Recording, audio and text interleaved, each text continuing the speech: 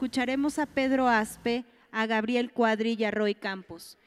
Les pedimos, por favor, nos acompañen a escuchar este excelente panel. Les invitamos a pasar al salón plenario. Gracias.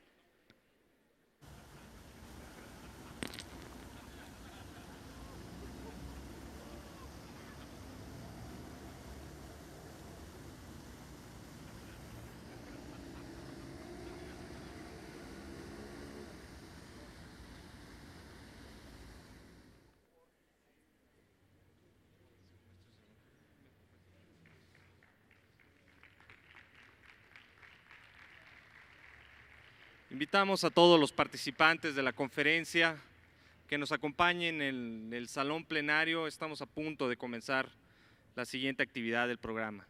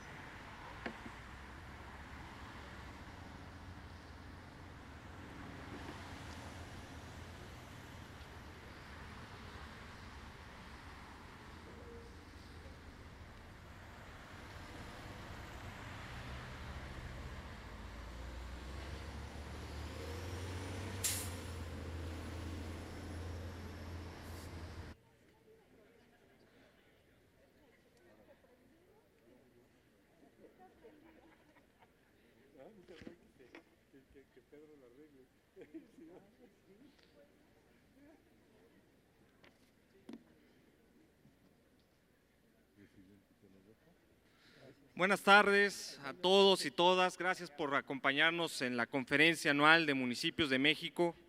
En esta nuestra segunda jornada de actividades tenemos una sesión especial, un panel en el que nos acompañan expertos nacionales de muy alto nivel. A este panel titulado Panorama actual y desafíos de los municipios en México nos acompaña como anfitrión de la sesión el licenciado Mauricio Góngora Escalante, alcalde de Solidaridad, Quintana Roo, a quien le cedemos el uso de la voz.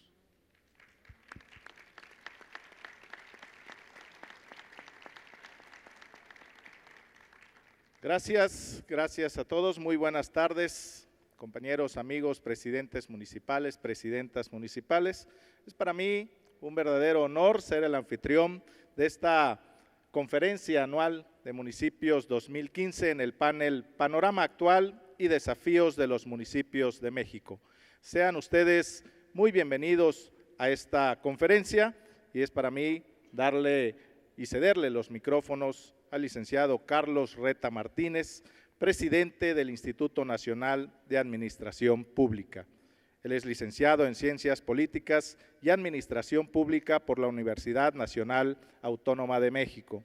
Fue director general del Instituto Latinoamericano de la Comunicación Educativa. En la Secretaría de Educación Pública ha sido director general de Materiales Didácticos y Culturales, director de Comunicación y asesor del secretario. En la Secretaría de Gobernación fue director general de Radio, Televisión y Cinematografía. Fue secretario general del Gobierno del Distrito Federal y ha sido director general de Comunicación en la Secretaría de Relaciones Exteriores. Con ustedes, el licenciado Carlos Reta Martínez. Muchas gracias.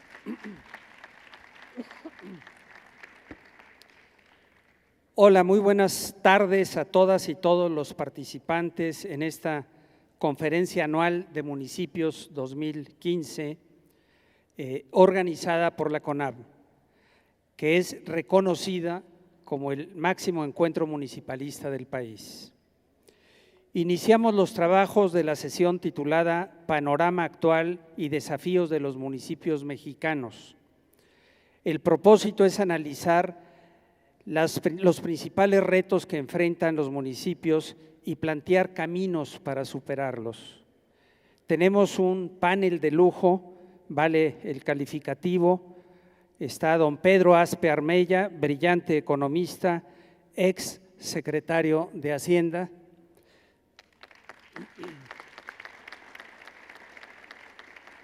Está el ingeniero Gabriel Cuadri de la Torre, destacado ambientalista y ex candidato presidencial. Y también nos acompaña Roy Campos Esquerra, reconocido por sus estudios de opinión pública y presidente de Consulta Mitofsky.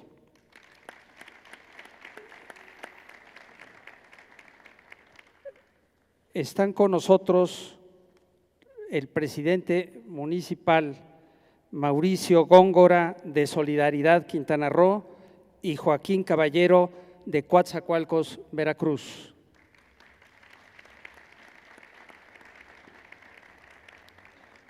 De acuerdo al programa, vamos a iniciar con don Pedro Aspe, quien es licenciado en Economía por el ITAM y doctor en Economía por el Massachusetts Institute of Technology.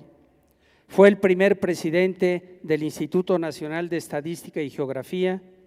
En el PRI se desempeñó como asesor del director general del Instituto de Estudios Políticos, Económicos y Sociales.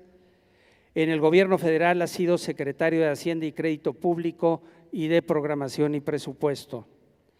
En la iniciativa privada ha sido general y fundador de Protego Asesores, presidente de Evercore Partners y presidente del Consejo de Administración de Volaris. Don Pedro, tienes la palabra.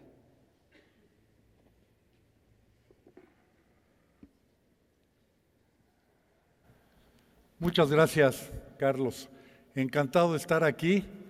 Hablar un poco de economía y ver cómo vienen las variables económicas siempre es complicado, pero hacerlo a las 4:30 de la tarde después de la comida, y seguro se tomaron una magnífica carne de aquí, de esta tierra, entonces voy a tratar de hacerlo lo más corto posible y espero que sea ameno.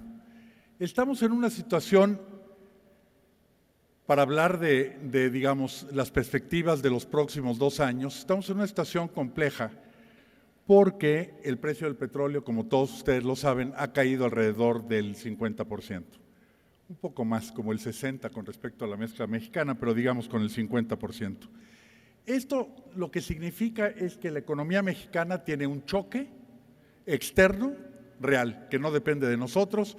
El precio del petróleo baja, cae 50% y por tanto el poder de compra de nuestras exportaciones se achica porque las importaciones siguen valiendo igual y nuestras exportaciones en ese tramo petrolero valen mucho menos. Bueno, ante esto, ¿qué puede uno hacer? Y lo que ha hecho el gobierno federal ha sido 3 cosas. Uno, haber comprado como previsión, como seguro, coberturas de petróleo. Afortunadamente estaban compradas y entonces tenemos un seguro por lo menos durante este año y nuevos seguros ya comprados para buena parte del año que entra. ¿Es suficiente eso? No. Y después tiene que haber algo de ajuste en el lado del gasto y algo de ajuste en el lado de los ingresos. En el lado de los ingresos, lo que se hizo por lo pronto es no disminuir el precio de las gasolinas pari passu con la disminución del precio del petróleo. Eso deja una gasolina al consumidor alta, pero les da más ingresos a la federación, a los estados y eventualmente a los municipios. Y segundo, hacer un ajuste presupuestal que ya se anunció y entonces esa es la primera parte. Bien, entonces estamos en una coyuntura compleja. ¿Por qué? Porque en balanza de pagos no pega mucho el petróleo ya nada más pesa un dígito, menos del 10%, porque ya se diversificó la economía mexicana de ser una economía productora de materias primas a ser fundamentalmente una economía, y aquí en Chihuahua se ve en cada parque industrial, productora de bienes industriales, transformadora de bienes industriales. Entonces, México ya no es una economía que exporte commodities, es una economía manufacturera. Vean esta gráfica, que es bastante interesante. La hace un grupo de Boston Consulting Group, un grupo bastante serio, que va analizando cuáles son los 25 principales exportadores de manufacturas en el mundo. ¿Y qué les ha pasado a ellos? Bueno, primero, con azul claro, los que han perdido máxima competitividad. Ahí están Australia y Brasil, como los que máxima competitividad han perdido. Después, los que han tenido otra reducción importante, como Canadá y Rusia. Otra reducción más fuerte todavía, como China. Y dice uno, bueno, y en ese mapa, ¿quiénes son los únicos que han aumentado su competitividad en los últimos años? Estados Unidos y México. Ahí ven con el azul fuerte los únicos países que han mejorado su competitividad. Entonces, esto es una buena noticia en el sentido de que la economía mexicana hace 30 años el 90% de la exportación era petróleo. Hoy el petróleo es menos del 9%, ha de ser como el 6% actualmente, y ya no somos tan dependientes. Sin embargo, ojo, las finanzas públicas, ahí sí pesa el petróleo, pesa con el 30%. Entonces, en balanza de pagos hay un problema porque se cayó el precio del petróleo, hay un problema pero menor. En finanzas públicas sí lo hay y por tanto es que se han tenido que hacer esos ajustes. Muy bien, pasemos adelante. Vean ustedes cómo del lado derecho, cómo van creciendo las exportaciones mexicanas.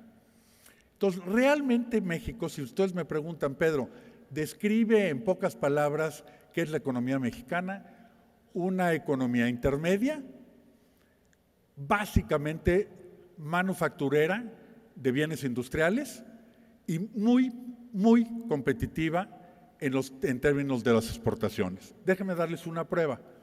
La economía mexicana es la economía número 12 del mundo, pero en producción de automóviles somos la sexta y en exportación de automóviles somos la cuarta. Y es muy posible que el año que entra seamos la tercera. Entonces, sí somos un país de un tamaño intermedio, pero manufacturero y muy competitivo. Adelante. Entonces, con la caída del precio del petróleo, traemos un impacto en las finanzas públicas y traemos un déficit de finanzas públicas que tendremos que corregir. Adelante. Ante esto, ¿qué es lo que se propuso hacer? Llevar a cabo 3 reformas estructurales importantes, que son la de energía, la de telecomunicaciones y la de educación. Voy a comentar la de energía y telecomunicaciones por su impacto en la productividad económica de corto plazo. Obviamente la educativa es la que tiene más impacto de largo plazo, pero platicando un poco de más del corto plazo. La de energía es importantísima para conservar la productividad del sector manufacturero. ¿Por qué? Se los pongo tal cual. El año pasado, ¿cuál era la única causa que México no fuera el número 1 del mundo en competitividad manufacturera? El precio de la electricidad a los productores de automóviles. ¿Cuánto era ese precio de electricidad? 60% arriba del de Estados Unidos. ¿Por qué? Porque en Estados Unidos todas las plantas eléctricas usan gas. El precio del gas es el más bajo del mundo. Nosotros estamos usando combustóleo, que además de que es un combustible sucio, lleno de azufre, lleno de muchos problemas ecológicos, además es caro. Y afortunadamente lo que ha estado haciendo con la reforma energética la Comisión Federal de Electricidad es cambiar drásticamente a una velocidad inusitada de comprarle combustóleo a Pemex a utilizar gas en las termoeléctricas, bajando rápidamente los costos. Y eso ha hecho que ya la electricidad este año de la CFE para las empresas industriales haya bajado 50%. Entonces, prácticamente ese problema que era enorme de competitividad ya se está resolviendo. El segundo problema va a ser el tener que manejar un déficit, digamos, alto para los estándares mexicanos de los últimos 30 años. Y tenemos un déficit fiscal importante. ¿Es un foco rojo? No. ¿Es un foco amarillo? Sí. Y habrá en lo que se está discutiendo precisamente esta semana y la que entra, de hacer un ajuste adicional para disminuir el déficit fiscal. Bien, ustedes me dirían, bueno, Pedro, ¿y a nosotros, los presidentes municipales, qué? Pasemos a la siguiente. El problema es que esto, inevitablemente, para el año que entra, les va a pegar en los ingresos a los municipios. Y es inevitable que con la caída del precio del petróleo y la menor recaudación federal, habrá menores participaciones que redistribuir a estados y municipios, y esto es un problema serio. Bien, viene adelante. Esto, la nueva reforma lo corregirá, sí, pero no inmediatamente. El Fondo de Extracción de Hidrocarburos que va a ser creado se va a conformar con los fondos, el Fondo Mexicano del Petróleo, y para las entidades federativas, esto al empezar a aumentar la exploración y la producción de hidrocarburos, deberá subir los recursos. Como todos sabemos, por lo menos de esto, el 20% de las participaciones estatales tienen que irse a los municipios. Entonces, lo que digo es, no es suficiente. Entonces, van a tener un impacto del lado de los ingresos. Pasamos adelante, por favor. Entonces, ¿qué puede hacer un presidente municipal? Tiene una de 3 grandes y 2 pequeñas. Las grandes son incrementar los ingresos propios y el más importante es el predial. Típicamente, los municipios en nuestro país, reconozcámoslo, recaudan poquísimo predial. Por ejemplo, Chile recoge 7 veces más predial que los municipios en México. Entonces, es un ejemplo de un impuesto que se ha quedado muy, muy abajo, que es el predial. Segundo, tienen que disminuir el gasto corriente. El gran problema que tienen los municipios es el exceso de personal y el exceso de gasto corriente. Ustedes lo saben, yo lo sé, ustedes lo sufren, y este es un problema real. Entonces, la primera parte, hay que topar el gasto corriente a que no crezca más, y en la segunda, ir empezando a disminuirlo. Y por último, van a tener que reordenar pasivos, seguramente, porque van a tener que levantar ingresos, contener gasto corriente y ver la parte de los pasivos. Adelante. Una más. Déjenme decirles algunas cosas que se han estado haciendo, otra más, por favor, en algunos lugares que creo que es interesante.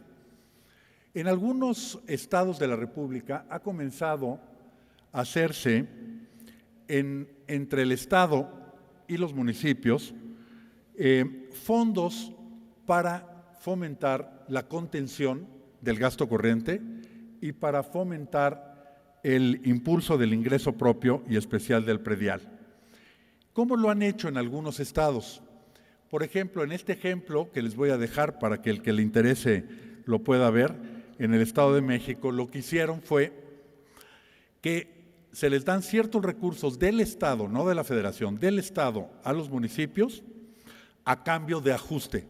Entonces, por ejemplo, pueden tener recursos para contener el gasto corriente, pueden tomar recursos para saldar pasivos muy caros, créditos donde la banca se ha mandado y tiene tasas de interés muy altos, etcétera. Entonces, este es el tipo de cosas que se pueden hacer innovadores, pasamos uno adelante, donde están los incentivos adecuados entre el gobierno del Estado y los municipios para tener incentivos adecuados para aumentar ingresos propios, contener gasto corriente y para aumentar la rendición de cuentas y la transparencia. Entonces, yo terminaría, para tomar el tiempo exacto y no pasarme, yo terminaría con 3 reflexiones. Sí, va a ser un año complicado el próximo año porque el precio del petróleo se ve todavía que no va a repuntar, se ve, digamos, relativamente bajo por todavía un buen periodo. Segundo, eso hará que las participaciones no crezcan, inclusive en algunos lados pueden disminuir ligeramente. Tercero, ante ese choque, los municipios tienen que enfrentar este problema con un programa adicional de ingresos propios, sobre todo basados en el predial, pero seguro, y de esa no se salvan la inmensa mayoría, con una contención del gasto corriente y seguramente con reordenación de pasivos. Entonces, estos serían mis comentarios. Muchas gracias.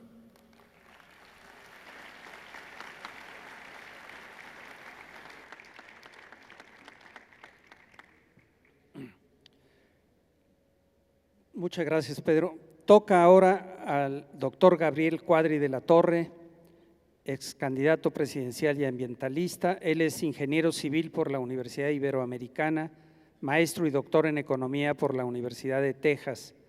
Es investigador y autor de distintos libros y publicaciones sobre el medio ambiente y el desarrollo sustentable. Como funcionario público se ha desempeñado como presidente del Instituto Nacional de Ecología, jefe de financiamiento externo en el Banco de México, director de planeación ecológica en el Departamento del Distrito Federal y director general de normatividad del Instituto Nacional Electoral. En la iniciativa privada ha sido socio fundador de Sistemas Integrales para la Gestión Ambiental, director de Ecosecurities México y director general del Centro de Estudios del Sector Privado para el Desarrollo Sustentable del Consejo Coordinador Empresarial. Fue candidato del Partido Nueva Alianza en las elecciones presidenciales del 2012. Ingeniero.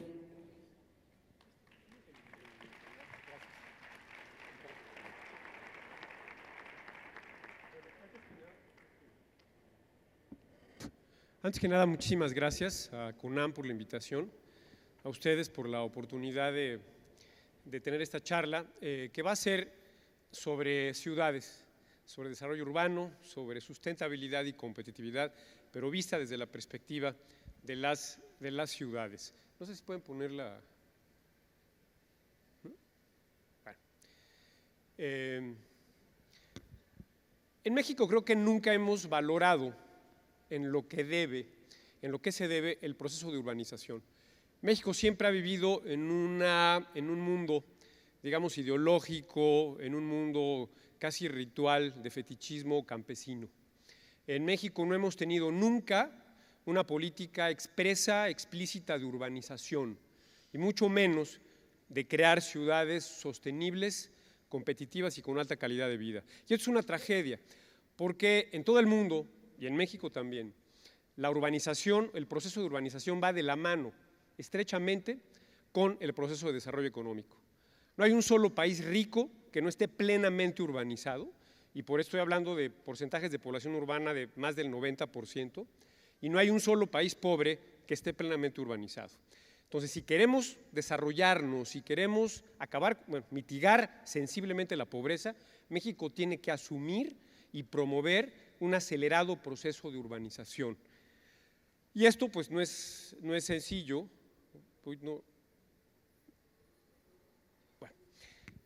sencillo, pero en fin.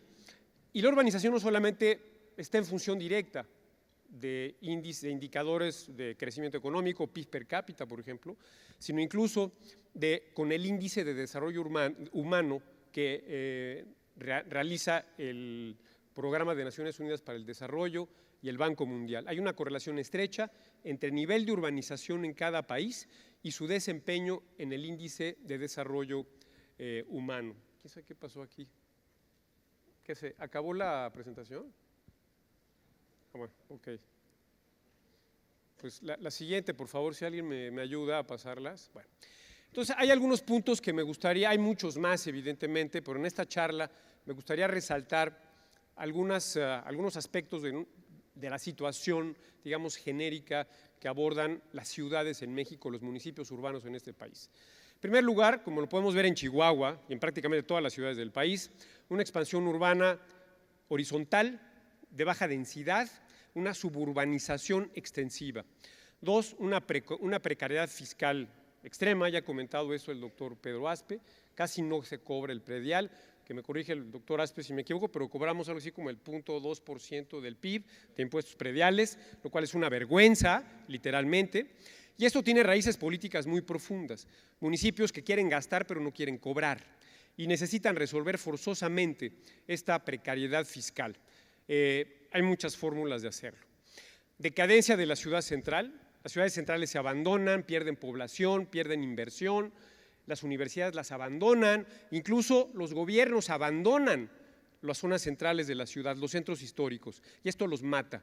Y esto genera una dinámica de decaimiento, de degradación, y esto va nutriendo también el proceso de expansión horizontal. Hay un déficit enorme y degradación del espacio público, lo vemos en muchas ciudades del país, donde la calidad de lo público va decayendo. La gente se ve afectada, se ve humillada, no hay espacios para la convivencia colectiva que den identidad, que permitan a la gente identificarse y amar a su ciudad, comprometerse y participar. En la ciudad de donde yo vengo, en la Ciudad de México, ha habido algunos avances en algunos puntos de la Ciudad de México, pero está llena de vendedores ambulantes, decadente, degradada, pestilente. El metro, las estaciones del metro son una cosa espantosa, los hospitales, todo el espacio público ha sido, digamos, conculcado, ha sido robado por mafias, corporaciones, evidentemente a través de una serie de ligas de corrupción con los gobiernos delegacionales de nuestra ciudad. Tenemos también una estructura modal del transporte muy distorsionada.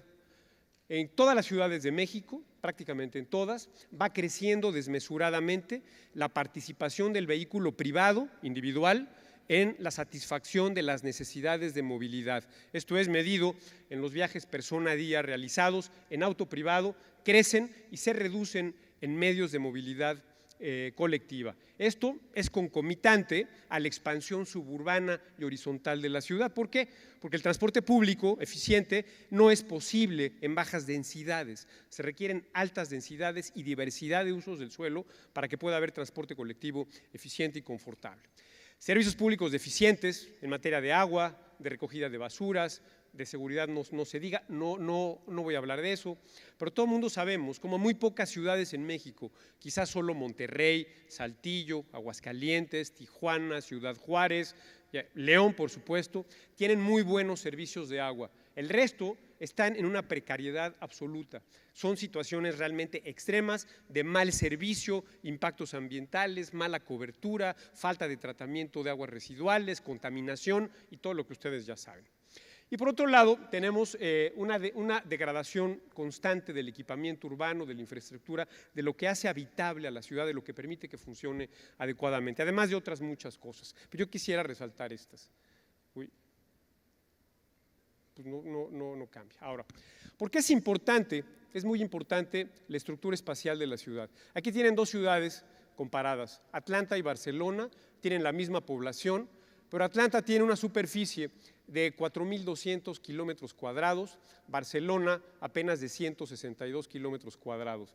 Y el consumo de energía o de combustibles fósiles en el transporte per cápita es en Atlanta 10 veces más que en Barcelona. Eso tiene impactos definitivos sobre el calentamiento global, sobre la huella ecológica de las ciudades, impactos sociales, urbanos, de exclusión, de mala calidad de vida, extraordinarios. Por eso es tan importante esta estructura espacial de la ciudad. Uy, pues no está muy complicado aquí.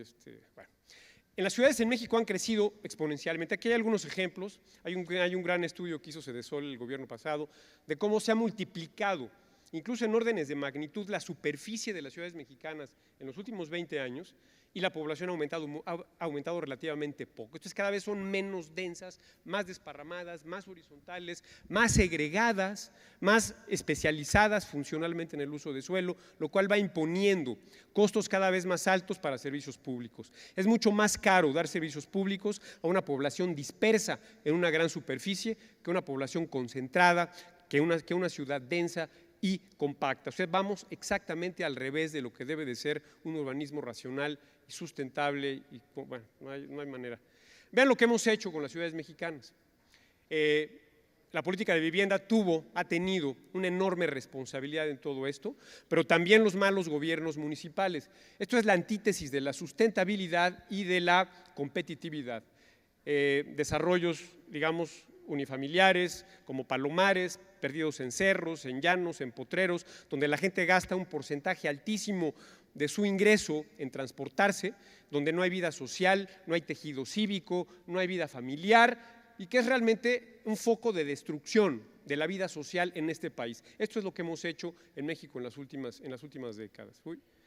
Vean la típica ciudad mexicana, una ciudad de un solo piso, con grandes vialidades, con muchos predios baldíos, predios abandonados, con baja utilización del suelo. Esto nos hace perder competitividad porque eleva los costos de la vida urbana, no hace a las ciudades atractivas, es una cosa que es totalmente insostenible. Hemos reproducido en México un urbanismo al estilo norteamericano que es totalmente insostenible, pero una versión lumpen, una versión lumpenizada. Y todas las ciudades mexicanas prácticamente tienen este problema. Quizás paradójicamente la que lo ha empezado a revertir, y no por una política pública, sino por preferencias de la ciudadanía, ha sido en parte la Ciudad de México, creo que algo también en Guadalajara. En fin, vean todo esto, Chihuahua está rodeada de este tipo de desarrollos habitacionales totalmente disfuncionales. No hay forma. Las decisiones de gobierno también son fatales. Las entidades de gobierno, en vez de tratar de densificar y recuperar los espacios abandonados en las zonas centrales, de facilitar el acceso a la población, hacen infraestructura lejos de la ciudad. Por ejemplo, el caso extremo de Ciudad Juárez, en vez de hacer una ciudad de bajísima densidad, con multitud de planos de predios baldíos, y hacen una universidad a 40 kilómetros de la ciudad en medio del desierto. Y así ha pasado en muchas otras, con centros educativos, de salud, instalaciones de gobierno, que obligan a la gente a desplazarse y van empujando este urbanismo horizontal, depredador e ineficiente. Y esto se llama en inglés urban sprawl, esto desarrollo urbano desparramado, que va de la mano, vivienda unifamiliar, perdida, dispersa, que depende esencialmente del vehículo privado. Y eso es totalmente, además de insostenible, esto genera una bajísima competitividad y costos sociales, familiares e individuales enormes. Qué terrible. Tráfico inducido, esto está muy bien estudiado. Entre más vialidades se hacen, más tráfico hay, la oferta crea su propia demanda. Lo estamos viendo, esto está muy estudiado en Estados Unidos, hay gran literatura al respecto, lo estamos viendo en la Ciudad de México, cómo no hay que estudiarlo, no conozco ningún estudio al respecto, hay que hacerlo, pero intuitivamente uno ve cómo los segundos pisos y las grandes vialidades o autopistas urbanas en la Ciudad de México están provocando un problema de tráfico espantoso, que cada vez para nosotros se vuelve más y más y más grave. Acuérdense, si van a ser más vialidades, van a generar más tráfico y esto va a empujar ese urbanismo expansivo, horizontal, desparramado y disperso. ¿Qué pasa con los centros históricos? Vean, por ejemplo, hay ciudades virtuosas. Querétaro, por ejemplo, es un ejemplo, es algo extraordinario. No es casualidad que Querétaro sea una ciudad que tiene un buen manejo urbano, que tiene un centro histórico bellísimo, que tiene una gestión urbana bastante competente y que sea el estado más progresista y pujante del país. No es coincidencia, ¿eh? Competitividad va de la mano con la calidad de vida, la belleza de las ciudades y el atractivo que pueden representar. Vean lo que ha pasado en Veracruz. No sé si han ido recientemente, da pena. Es deprimente para cualquier mexicano visitar el centro histórico de Veracruz. Todo decadente, de ruido, abandonado, en ruinas, cuando que podría ser un atractivo turístico extraordinario. Vean lo que ha sido Cartagena de Indias, que el principal motor de la economía de la ciudad es el turismo en el centro histórico. Vean lo que ha hecho Panamá, que ha reconstruido, ha rehabilitado un centro histórico y es un foco de atracción turística que genera muchos empleos y muchos ingresos. Veracruz, que podría ser una joya que compitiera con Cartagena, próximamente en algún día lo será La Habana también. Vean el estado en lo que está, es increíble. Sin población, la gente lo abandonó, se fue, los sitios están en ruinas y eso pasa en muchas ciudades del país. No hay una política integrada de centros históricos con una perspectiva de calidad de vida, competitividad, redensificación urbana y para la creación de ciudades compactas, densas. Y en fin, vean un perfil urbano de ciudades competitivas y sustentables, como son varias que pueden ver ahí. Una es Bogotá, otra es Montevideo, en fin. Ahora, creo que no va a dar tiempo de ver todo esto, pero en fin. El espacio físico de la ciudad determina las relaciones sociales. Por eso es tan importante la arquitectura, el paisaje urbano, la forma de nuestras ciudades. Gran parte de las zonas urbanas de México son feas, son ofensivas, son agresivas, no tienen identidad, no tienen personalidad, ofenden al transeúnte, no se pueden caminar, están hechas para automovilistas. Entonces eso va destruyendo el sentido de identidad y el sentido de cohesión social. Entonces es fundamental entender que el espacio físico determina relaciones sociales, que los barrios son una célula urbana, que no hay que hacer vivienda, sino barrios. Hacer vivienda ha transformado para mal a las ciudades mexicanas. Deben de pensarse barrios nuevos, barrios con, digamos, con integración urbana, social, no hacer vivienda como si fuera un monocultivo o un monoproducto en serie, como se ha hecho en México, lo cual ha destruido el derecho y el acceso a la ciudad en una gran cantidad de urbes de nuestro país. Es fundamental que una ciudad sustentable y competitiva privilegie el transporte público, privilegie las modalidades no motorizadas de movilidad, andar en bicicleta, caminar, autobuses, trenes, metros, tranvías, en fin, y no el transporte individual privado como ha pasado hasta ahora en prácticamente todas las ciudades de México. Diversidad de los usos del suelo, especializar los usos del suelo en vivienda, servicios, industria, mata a las ciudades, desagrega, excluye y va imponiendo mayores costos de funcionalidad. Hay que repoblar las zonas centrales, es necesario llevar la vivienda a los centros históricos. Chihuahua ha hecho un esfuerzo por recuperar su centro histórico, pero está desolado, está abandonado, nadie vive ahí, predios baldíos por todas partes, y así son las ciudades mexicanas. Bueno, no todas, pero gran parte de ellas, y eso es una verdadera tragedia. Y desde luego, espacio público, hay que crear espacio público para la convivencia. Uy, qué tragedia esto sí es una… Pues no se puede, ¿me pueden ayudar a pasar la siguiente, por favor? Es que se nos fue, bueno. Calles atractivas, atractivos peatonales, áreas verdes urbanas, áreas naturales protegidas periurbanas para contener la expansión horizontal de las ciudades, amplia cobertura de dosel arbóreo. El árbol es muy importante, no solamente como un prurito ecologista, sino como estética fundamental de la ciudad, de atractivo, de peatonalidad, de calidad de vida. Rescatar los centros históricos, ya lo comentaba. El tema de los estacionamientos. Al hacer estacionamientos en las zonas centrales de la ciudad, en predios baldíos o dentro de los edificios, lo que se está haciendo es degradando todavía más el tejido urbano. Estacionamientos, claro que debe de haber, pero deben de estar, digamos, centralizados para que los automovilistas se vean obligados a dejar su automóvil y caminar 1 o 2 o 3 cuadras y darle vida urbana, vida social, vida peatonal a las zonas centrales de la ciudad que permita recuperarlas. Y por cierto, es lo que le da seguridad. La inseguridad prospera cuando no hay nadie, cuando no hay ojos que vean y vigilen, cuando las zonas están abandonadas, cuando el tejido social está necrosado, muerto, con predios abandonados, derruidos. Entre más gente haya, más vivienda, las ciudades son más seguras. Uy, no vamos a poder terminar. ¿Cómo financiar todo esto?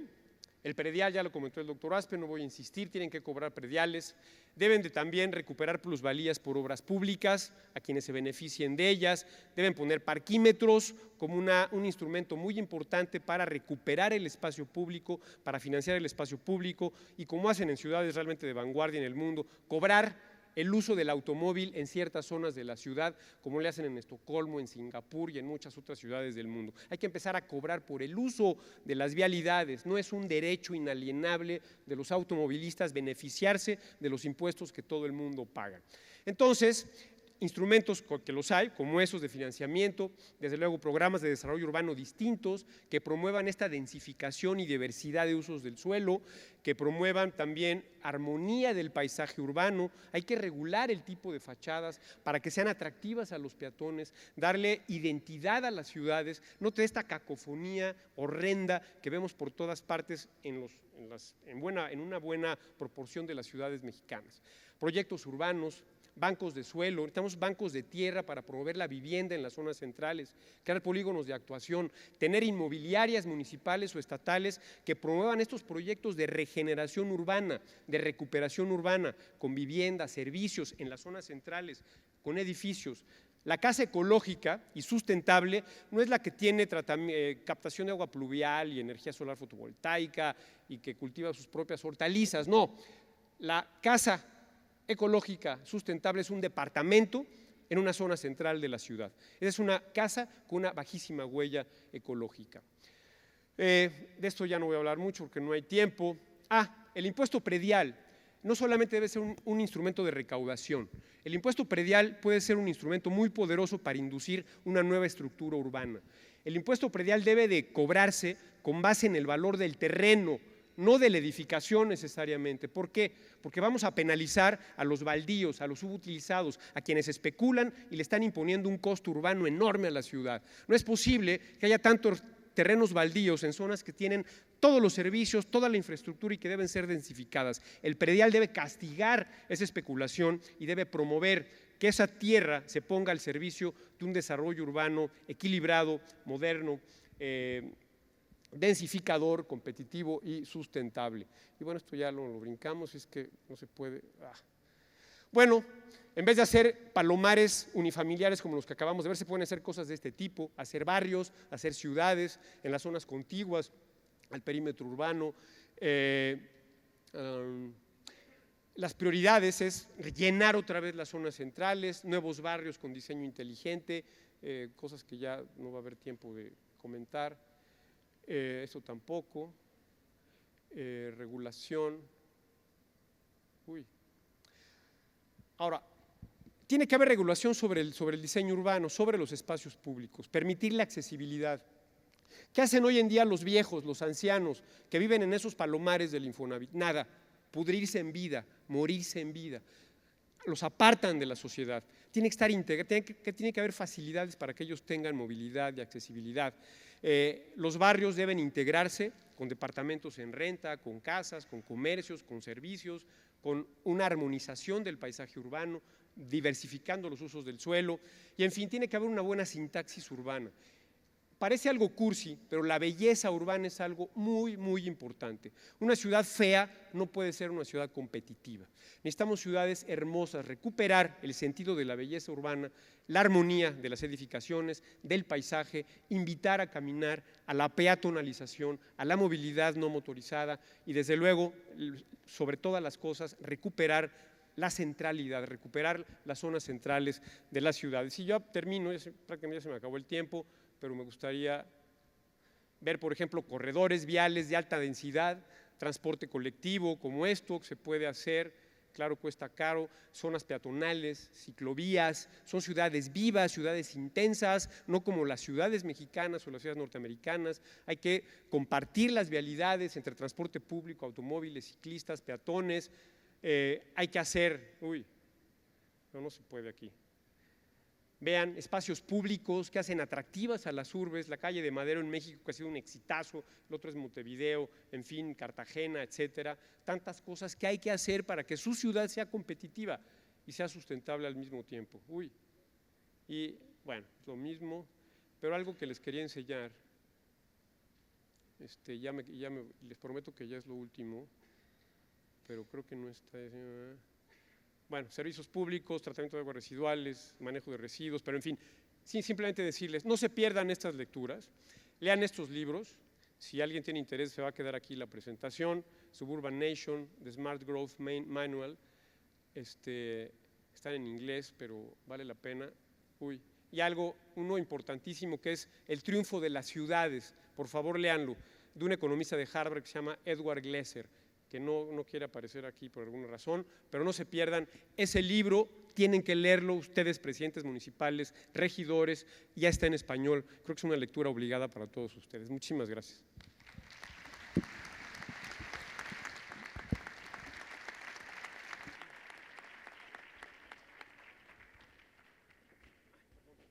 Gracias. Toca ahora al maestro Roy Campos Ezquerra, que es licenciado en Actuaría y Matemáticas por la Universidad Nacional Autónoma de México y maestro en Estadística y Actuaría por el Centro Iberoamericano de Estudios de Seguridad Social. Ha recibido importantes reconocimientos como el Premio Nacional de Comunicación Pagés Yergo, Red Latino como el mejor encuestador latinoamericano y Victory Award de Nueva York. Ha sido miembro del Comité Técnico Asesor de Transparencia Mexicana, del Colegio Nacional de Actuarios, de la Asamblea Ciudadana del Consejo Nacional para Prevenir la Discriminación y del Consejo Asesor del Observatorio Nacional del Emprendedor. Ha sido presidente de la Asociación Latinoamericana de Consultores Políticos y es vicepresidente del Consejo Mexicano de Investigadores de Opinión Pública, de la Asociación Mundial y de la Asociación Americana de Investigadores de Opinión Pública. Por 4 años consecutivos, la revista Líderes lo reconoce como uno de los 300 líderes de México. Adelante, Roy. Gracias. Bien, me voy a estar para acá para ver si acerca. A ver, primero les voy a confesar algo. No me sentía muy cómodo de venir a hablar con ustedes. ¿Qué les digo a ustedes? O sea, no estoy hablando con unos estudiantes ni con alguien que pretende ser algo, ya son algo. Y el tema, o sea, me dijeron, vamos a motivarlos en cómo los ven a ustedes, ¿no? O sea, aquí les dijeron un poco la economía, la ecología, el urbanismo, pero el asunto es cómo los ven a ustedes, porque yo hago otra cosa, yo trabajo más con la gente. Pero ¿quién conoce más a la gente que ustedes? Cada uno de ustedes es una pieza de México. O sea, ustedes conocen cada partecita, entonces no me sentía así como muy cómodo, pues ¿qué les voy a decir que ustedes no sepan? Y entonces voy a empezar con una motivación. La motivación es muy clara, les voy a decir, y va a ser mi conclusión final, pero la motivación es, México está en peligro. No, México está mal, México está en peligro, ¿no? Y eso es ustedes, tienen que verlo más que yo. Pero es mi motivación, México está en peligro, de repente aquí estamos en un centro de convenciones, relativamente cómodo, pero México está afuera y México está en peligro. Entonces voy a empezarles a platicar para que vean un poco cómo los ven, el entorno. Yo creo que voy a tener que estar diciendo siguiente y me van ayudando, ¿no? Un poco, dale siguiente. Dale 4 siguientes.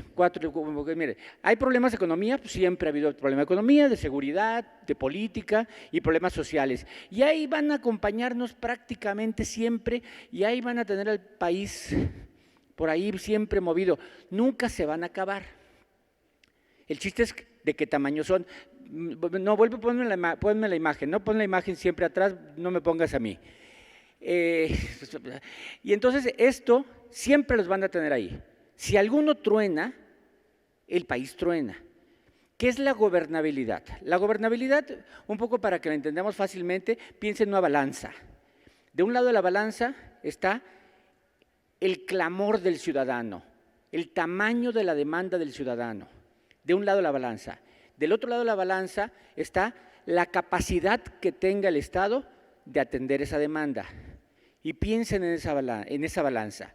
Cuando la demanda del ciudadano es gigante, tumba al gobierno. Si el ciudadano dice empleo, empleo, empleo y el Estado no es capaz de resolverla, hay ingobernabilidad. Si el ciudadano es inseguridad, inseguridad, inseguridad y el Estado no es capaz de resolverlo, truena el gobierno, se genera ingobernabilidad. Siempre va a haber demanda. Bueno, hoy en día el tamaño de esa demanda está creciendo impresionantemente. El ciudadano está enojado y está gritando cada vez más, en términos de empleo, de seguridad y de muchas cosas. Y el gobierno está teniendo, el Estado, ni siquiera el gobierno, el Estado está teniendo problemas para atenderla. Entonces, eso que tenemos así, y entonces, ¿qué ha generado? El entorno de 2015, el siguiente, vean año con año la evaluación promedio de nuestros presidentes, año con año. Relativamente bien los 3 primeros años de Calderón y a partir del 4º año de Calderón empieza una tendencia a decrecer la evaluación y el coraje ciudadano hacia abajo. Este es el promedio hasta 2014 del promedio de la evaluación del presidente de la República. Pero vean la tendencia a partir del 4º año de Calderón, para abajo, para abajo, para abajo, para abajo, para abajo, y el año pasado el promedio del presidente fue de 45. Tranquilos, no nomás el presidente. ¿Me ponen la siguiente lámina? Esta es gobernadores, alcaldes y presidente de la República. Vean la tendencia hacia abajo de todas las autoridades. El ciudadano está rechazando cada vez más a todas las autoridades. Ya no hay ninguna autoridad arriba del 50% de aprobación. El promedio de los alcaldes está en 45%. La caída en 2 años de los gobernadores es de casi 20 puntos, igual que el del presidente. Los 3 primeros años de esa gráfica era cuando los gobernadores se endeudaban y entonces las aprobaciones las tenían altas. Pero en cuanto empezó a restringirse y empezó a haber otro tipo de problemas, vean la caída en las aprobaciones de todas las autoridades. Ojo, no nomás las autoridades. Pon la siguiente. Confianza en instituciones, en la cual se incluye ejército, universidades, diputados, senadores, alcaldes, empresarios, bancos, medios de comunicación, las instituciones. Promedio de confianza en instituciones, vean la tendencia hacia abajo. ¿Qué está pasando? O sea, no hay nada que empiece a levantar, o sea, empieza el gobernante hacia abajo, el alcalde hacia abajo, gobernador hacia abajo, instituciones hacia abajo, y el ciudadano, ¿en qué momento va a empezar a decir, no, ya las cosas van bien? Entonces, algo debemos hacer. El siguiente, toda esta situación generó este año, en México y en el mundo, algo que se ha dado en llamar el antisistema. Piensen en Grecia. ¿Qué pasó en Grecia? Triunfa un candidato antisistema. ¿Qué pasó este fin de semana en Guatemala? Triunfa un candidato antisistema. Y entonces de repente el discurso antisistema empieza a aprender, porque es muy fácil decir el sistema no sirve. Eso es muy fácil decir. La Suprema Corte no sirve, los diputados no sirven, los gobernantes no sirven, la policía no sirve, o sea, el sistema no sirve. Bueno, pero si no hay sistema no sirve nada. Entonces el discurso antisistema es muy comprable, pero es un discurso muy peligroso. ¿Por qué se genera el discurso antisistema? Tiene sus razones. La siguiente es, primero, no hay resultados económicos y los resultados son lentos. Cada vez que el presidente o el gobernador o quien sea sale y da una cifra económica positiva, el ciudadano le miente a la madre. O sea, ¿de qué sirve? O sea, no, somos el país que más crece en Latinoamérica y a mí qué chingados, o sea, no importa. O sea, el resultado económico, el resultado de la macroeconomía, al ciudadano le tiene sin cuidado. Entonces hay un lento resultado económico. Siguiente, una evidencia cada vez más clarita, además alimentada por rumores, alimentada por redes, alimentada por todo, de corrupción y de impunidad. Porque la corrupción puede no acabar, pero cuando es evidente la corrupción y no pasa nada, entonces se vuelve corrupción e impunidad la llave. Y entonces el discurso antisistema prende inmediatamente. Siguiente, una complicidad con el crimen organizado. A ver, aquí no les voy a venir a decir lo del crimen organizado porque cada uno de ustedes conoce las mafias en cada lugar del país. Aquí están los que realmente tienen contacto con la tierra. Pero hay una complicidad con el crimen organizado. El discurso del político, acartonado. Es impecable el discurso. Los que escriben los discursos en México, les podemos dar premios, pero el discurso es acartonado, la forma de decirlo es acartonada, es parte del sistema. Los que están hablando se ven que son parte de un sistema y el ciudadano lo rechaza. Ese no es el que quiero. Y entonces hay un discurso acartonado que me genera inmediatamente un odio hacia ese político por el discurso acartonado. Siguiente, no hay liderazgos. Y cuando no hay liderazgos, el peligro es vigente, porque surge un liderazgo de cualquier parte.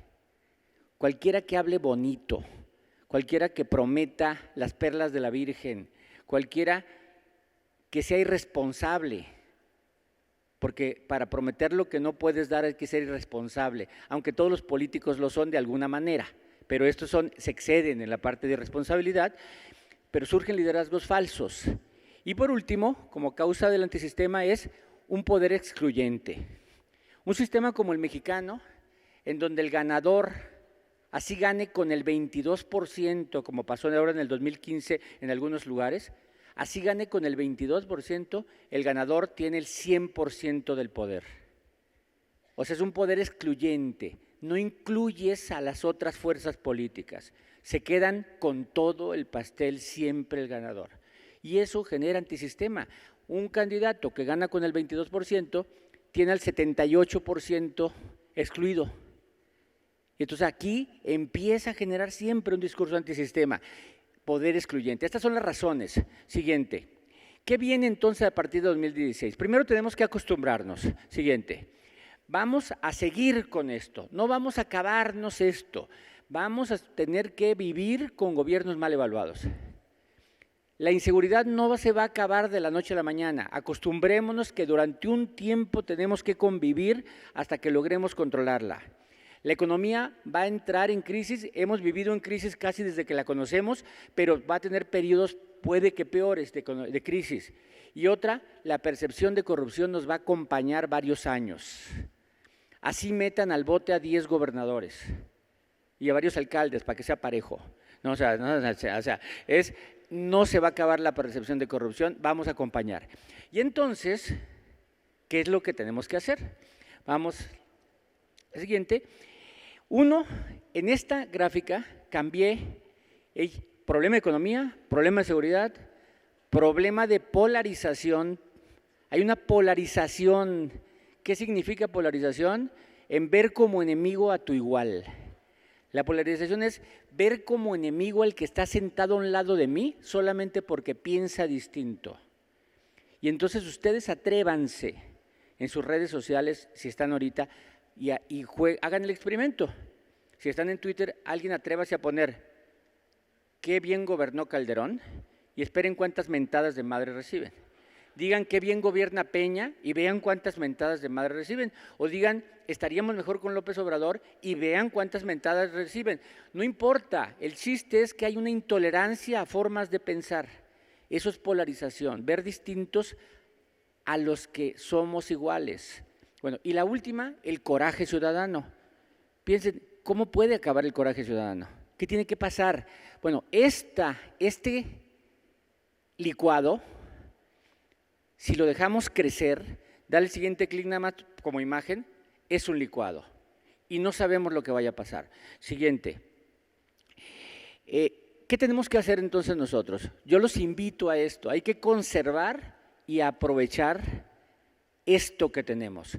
Primero, todo lo que hagan, piensen en que tenemos que defender la democracia. Todo lo que hagan. Se valen cambios, se valen alternancias, se valen quejas, pero no perdamos de vista que a pesar de que el ciudadano cada vez siente más alejado de la democracia porque no da resultados, ustedes como parte del Estado mexicano tienen que pensar que no tenemos que abandonar la democracia. Entonces defiendan la democracia, los procesos democráticos para elegir gobernantes y agréguenle más asuntos de participación, pero defiendan la democracia como forma de vida. Es lo primero que tienen que pensar. Segundo, acordarse que tenemos un tamaño de la economía y una frontera con Estados Unidos. Aprovechen esta parte. Tenemos un tamaño de la economía y tenemos un tratado de libre comercio y tenemos una frontera. Bueno, económicamente tenemos que aprovecharla. Cada uno de sus municipios traten de aprovechar esa situación geográfica que tenemos con ese mercado. Defiendan eso de que pinches gringos, espérense, ahí está un mercado y ahí hay dinero, aprovechen esta situación. Tercero, tenemos una población joven, hay capital humano, métanle a la educación, hay capital, metan a la capacitación, a la educación, al entrenamiento, métanle a desarrollar a la población joven. Miren, si ustedes ven la población joven, la población de 18 a 29, solamente la cuarta parte de ellos tiene servicios médicos. Espérense, si es nuestro futuro, cuídenlo. Métanle a esa, véanse como estadistas. Y por último, tenemos una nueva plataforma, las reformas. Las reformas deben de cambiar México. Deben de cambiarla, o sea, deben de cambiarla. O sea, ¿por qué? Porque cambiamos México, cambiamos el software. Hay reformas, entonces móntense en las reformas, aprovechen la reforma financiera que obliga a los bancos a dar créditos, aprovechenla, vayan cada una de las reformas, véanle lo positivo y aprovechenla ustedes en sus relativos espacios. Siguiente, porque me queda poco tiempo. ¿Qué retos tenemos? Yo voy a ponerles 5 retos a mediano y largo plazo que tiene el Estado mexicano a través de ustedes. El primer reto es la desigualdad económica. Toda política mundial hoy tiene que ver esa parte, no el desarrollo económico, sino la desigualdad económica. O sea, no es posible. Les voy a dar un dato. Si un ciudadano nace, un niño nace en Chiapas, tiene 7 veces menos probabilidades de tener éxito en la vida que si nace en Nuevo León. Solo por nacer ahí. Eso no debe de pasar. O sea, tenemos que la desigualdad económica, las políticas que hacen es para abatir la desigualdad económica. Es un reto. Segundo, impulsar gobiernos abiertos. Impulsar gobiernos abiertos no significa poner páginas de internet, no significa hacer aplicaciones, no significa ser tecnológico. Gobiernos abiertos incluyan a la sociedad y no nada más en labores de supervisión, en labores de decisión. Hagan gobiernos abiertos, que la sociedad se incluya en las decisiones de gobierno. Si no, la sociedad se va a enojar, va a estar enojada y los va a ver alejados. Estén ustedes como parte de la sociedad. ¿Y cómo? Metan a la sociedad a su gobierno. Gobiernos abiertos. Tercero, trabajen en restaurar instituciones. Trabajen en ello. No critiquen a las instituciones. Ustedes se van a ir y la institución va a quedar ahí. No la destruyan. Trabajen en restaurar las instituciones. Cuarto, más tecnología y menos ideología. No estén ubicándose de izquierda y de derecha. No se estén ubicando de que somos un gobierno de izquierda porque en ese momento un gran grupo de la población les miente a la madre pues porque no es de izquierda. Si se dicen de derecha, el otro grupo les miente. No, olviden la parte ideológica y métanle más tecnología, que es incluir a todo mundo en la tecnología. O sea, más tecnología y menos ideología. Y por último, tal vez la reforma más importante de Peña. Lo de la energética me viene valiendo madre. La que me importa es la anticorrupción. Si esa se logra realmente aterrizar, cambia el país. Entonces, métanle, integren lo que es el Sistema Nacional Anticorrupción, hagan su sistema municipal anticorrupción. Generen realmente un sistema anticorrupción que proteja los dineros que es de la gente. Y entonces ustedes se cubren de gloria. Miren, no sé si ustedes sepan ante quiénes están sentados, o sea, no sé si sepan ustedes quiénes son, pero si ustedes me vuelvo a juntar con exactamente los mismos en unos años, aquí va a haber gobernadores, o sea, aquí va a haber diputados y senadores, y si me espero un poco presidente, no sé, eso sí ya depende de ustedes, pero puede ser, están en el poder, ustedes son el Estado mexicano. Entonces, trabajen ya ahorita en proteger al país al que van a seguir durante mucho tiempo atendiendo. Todo esto se resume en 3 cosas: transparencia, instituciones y trabajo. Eso es lo que tienen que hacer. Todo lo demás son detalles, programa de trabajo, pero tienen que estar permanentemente trabajando en transparencia, tienen que estar respetando y creando instituciones que la gente respete y no dejar de trabajar. Así se resume. Antes de dar la siguiente, de repente una pregunta recurrente así en los cursos que doy es: ¿qué tipo de político quiere el ciudadano? ¿Qué gobernador quiere y qué político quiere el ciudadano? Se los voy a resumir muy fácil. Hay políticos, muchos, que todos los días amanecen en los medios y se sorprenden de lo que pasa. Y ya viste lo que pasó en Guatemala, y ya viste a quién metieron al bote, y ya viste que anularon la elección de Colima, y ya viste, y así todos los días se están sorprendiendo de que pasan cosas. Hay otros políticos, que aquí debe haber muchos, que están esperando quién es el candidato a gobernador, a ver si estoy en su grupo. No, es que me va a ir bien porque me va a dar una secretaría, o voy a ser el de obras, o que voy a tener seguridad, algo, dependiendo de quién sea el candidato y de qué gana. Entonces están esperando que pasen cosas. Y hay un tercer grupo de políticos que les está valiendo madre y están dedicados a hacer que lo que quieren pase. O sea, lo que quieren pase. Y no estoy diciendo que si lo que quieren es bueno o malo, pero lo que ellos quieren que pase. Y se la están jugando.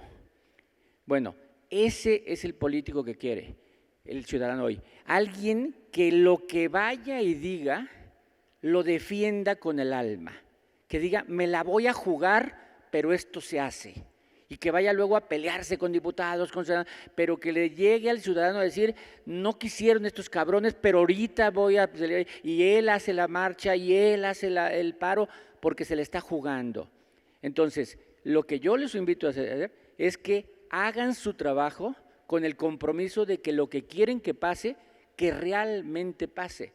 Y entonces, de por sí me siento orgulloso de México, me sentiría mucho más. Gracias.